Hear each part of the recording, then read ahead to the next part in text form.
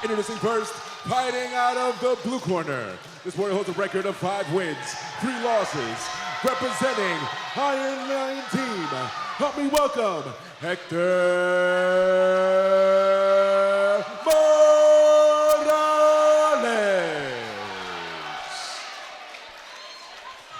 Introducing his opponent, fighting out of the red corner.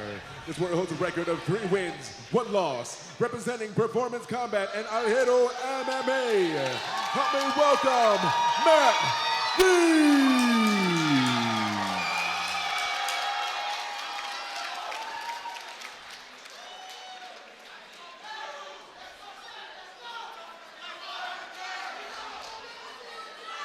Okay, folks, 5 2-minute rounds for the K-Series 125-pound title. Matt Ring out of the red corner.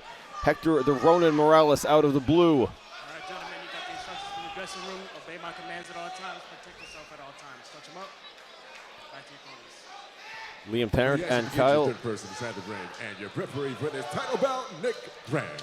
Liam Tarrant and Kyle Bowler joining you here from K-Series 10 as we get this championship action underway. 5 rounds, no pads. 10-point must system for the round. Winner gets 10, loser has 9 or less. And a 3 knockdown rule is in effect. Any 3 knockdowns in a round and the fight is called, or 4 knockdowns throughout the bout and the fight is called. 125-pounders, expect them to set a fast pace in there. Oh yeah, you can see they're already coming out fast. The speed on these guys and the footwork, the in and out movement is very evident early on.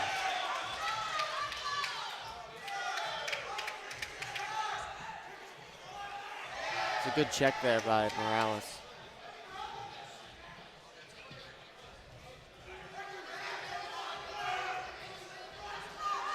Ooh, nice hook there from Ring.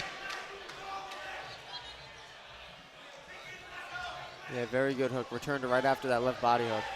Body kick. Ring stepping out and being just too far away for those teeps to land.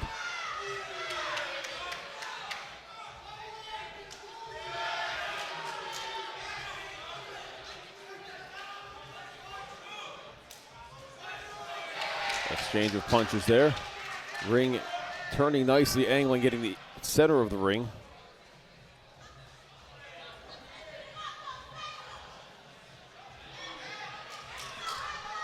Yeah, Morales has an interesting style, that straightforward kick coming in. Maybe that's part of that Tang Soo Do background. Yeah, kind of kicking and landing forward there. Yeah.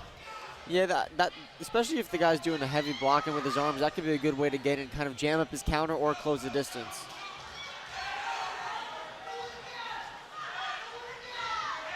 The Ring is doing a good job with that left hook after Morales lands that kick.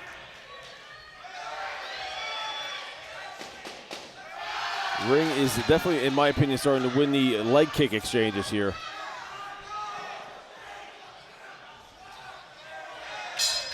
Okay, first round comes to a close. 4 more on the books. Mike Hannon of Performance Combat very happy as Ring was coming back to the corner.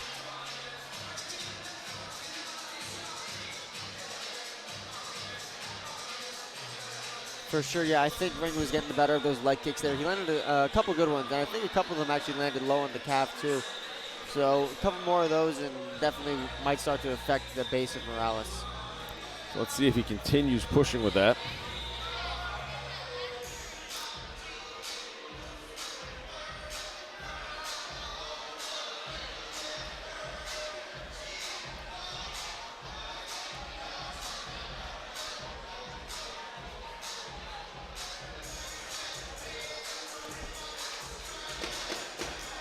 Okay, seconds being called out of the ring. Second round about to get underway. Connecticut State title on the line here at K-Series 10. Ring out of the red corner, Morales out of the blue.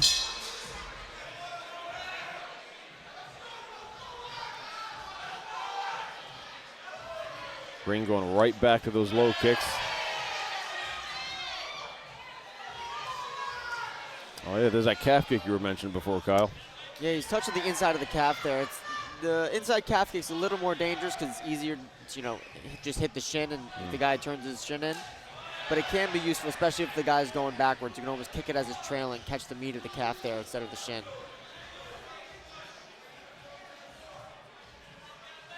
And they judge these fights based on effective aggression. So if you can get your opponent reacting, like I noticed one of those kicks there, ring through it, and Morales' leg went way off to the side. That's telling the referees something, the judges rather, something that it is having an effect. Correct, yep.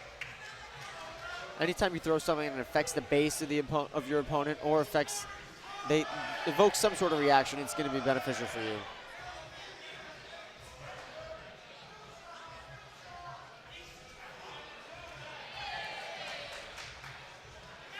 Morales nicely working his way in there, landing a left hand for his efforts. Morales has got to be careful switching stances here. He's switching stances, which isn't inherently bad, but if you're switching stances, you have to be all the way out and do it. If you switch right in front of you, you can get caught with your feet together as you switch forward or backward. Interesting.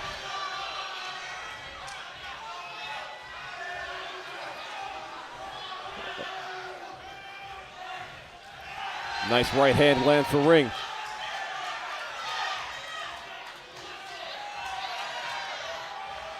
You see, Ring is just touching that inside calf. He's just using it to throw something out there to continue his next combination. 10 seconds left in the second round.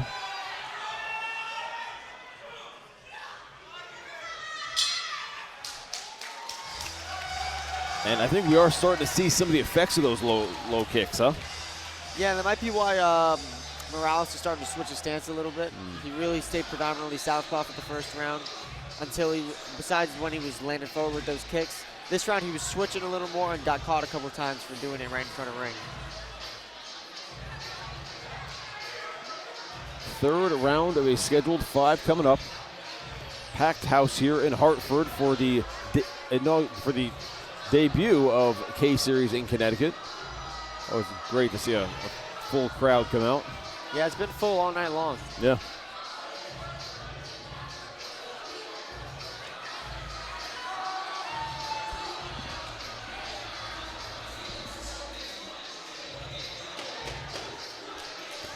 Here we go, folks. Third round about to get underway.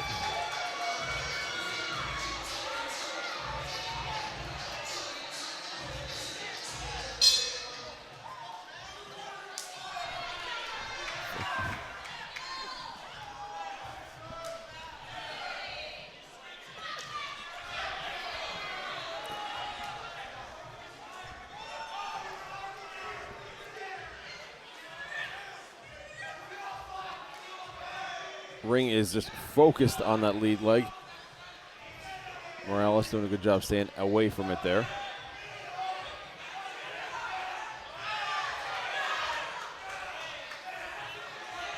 I think I'm getting a feeling Morales wants the dogfight in there. He wants to swing it out with you. Yeah, but that's closing the distance like that's not a bad idea for dealing with those leg kicks, especially when you're in an open stance like this, southpaw versus orthodox. Stepping up and throwing that leg a little closer to your opponent. If Morales just decides to step in with the left hand, he can catch Ring on one leg there.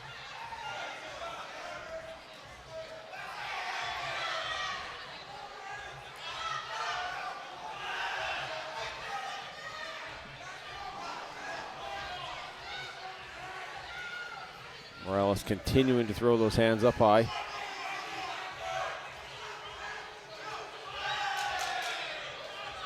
Nice left hook land for Ring. Yeah, it's that wide left hook that's landing for Ring a good amount this fight.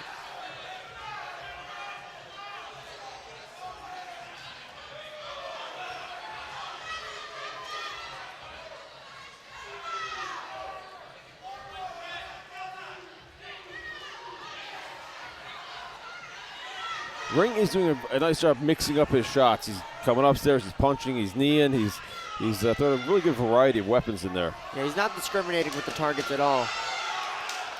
That's the second time I've seen Morales get a kick right up to Ring's head. I couldn't really see from this angle, but it looked close. It looked like it might have just landed on the neck or the chest there. Inches away from being a very almost bad situation for Ring.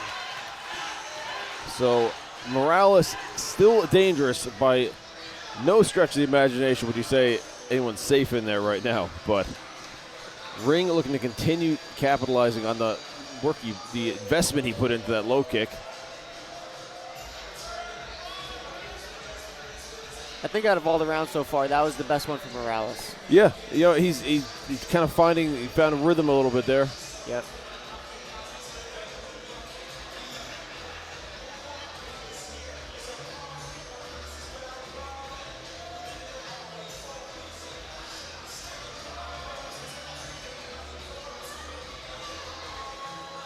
Okay, we're into the championship rounds now. Fourth of a scheduled 5 coming up for this K-Series Connecticut State title at 125 pounds. Morales out of the blue corner, ring out of the red.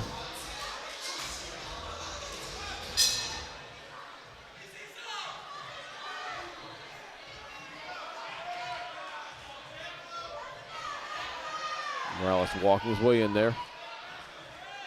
Morales reaching out and touching that lead hand of Ring, trying to gauge the distance a little bit.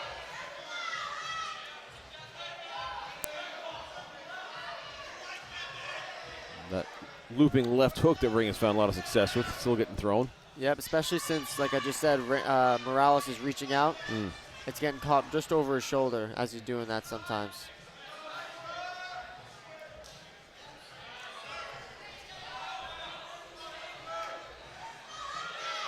Nice left hand landed for Morales in that exchange.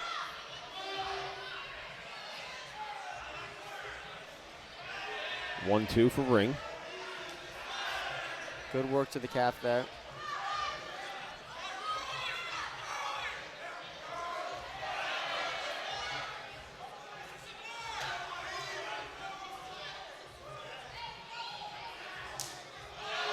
A pair of low kicks lands for Ring again.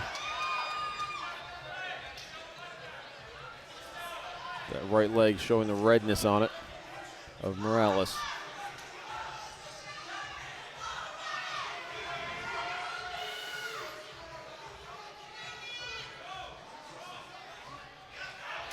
Ring is doing a good job of jamming up Morales' kicks. Whether it's the round kicks to the body or the front kicks here, Morales is having a hard time landing anything clean because Ring is doing a good job crashing and closing the distance.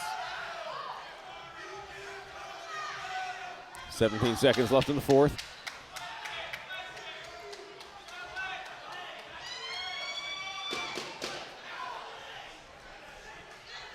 Morales again going high with that kick, but Ring had the guard up this time. Might have gotten too close for comfort in the last few. And yeah, that wide left hook has been the most effective weapon for Ring, I would say. And you can almost get away with it more because it's a southpaw versus orthodox matchup. Throwing that wide left hook against another orthodox fighter can be risky because they could sneak a right hand in there or a cross. That's going to be more damaging. But when you're fighting a southpaw fighter, you're really only worried about a jab coming through. And with the kickboxing gloves and it just being a jab, catching you inside of that left hook, you don't have to worry about it as much.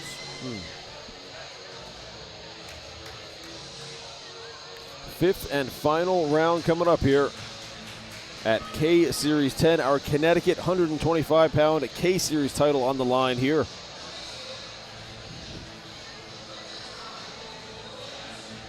And don't forget, folks, our main event, Kevin the Serial Killer Connable and Wyatt the Gunslinger Gilbert will fight it out for the 130-pound title. And then our co-main event, Bartek Golak and Kamrok Tovar. That is going to be a barn burner of a fight, folks. I'm telling you right now, don't blink during that one. Fifth and final coming up here. Ring out of the red corner, Morales out of the blue. Oh!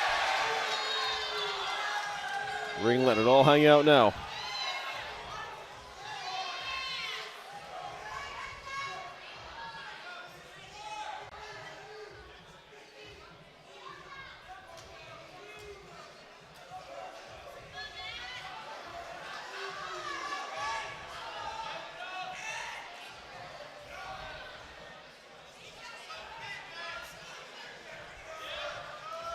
Nice knee from Ring. 120 left in the fight.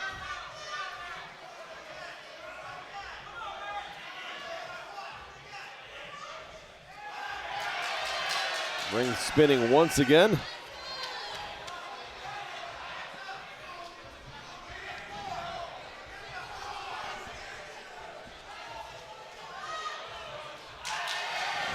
Spinning kick from Ring now. Ring's doing all the spinning in this fifth round here. That was another close kick there by Morales. Another spin by Ring there, just missed. 40 seconds remaining.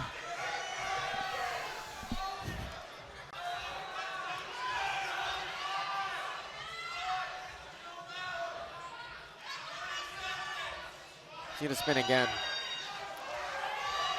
25 seconds now.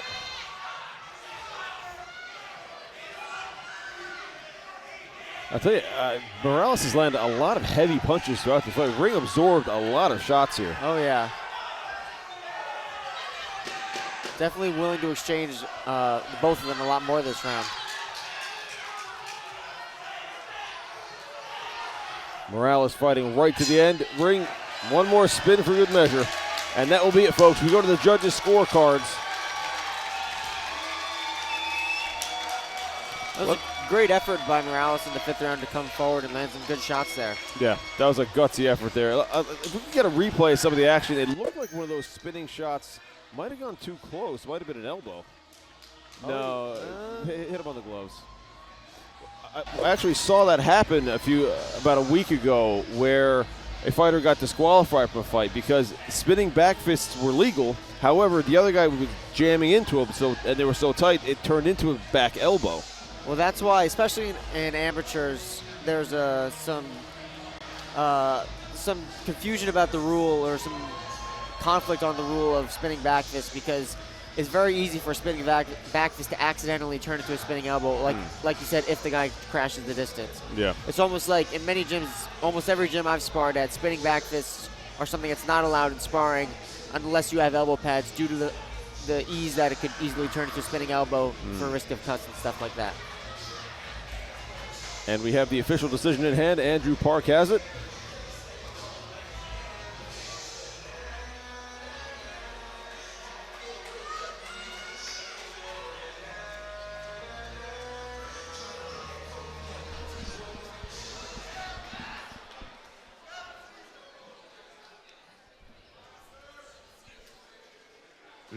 Ladies and gentlemen, after 5 2-minute rounds, we go to the judges' scorecard for our decision.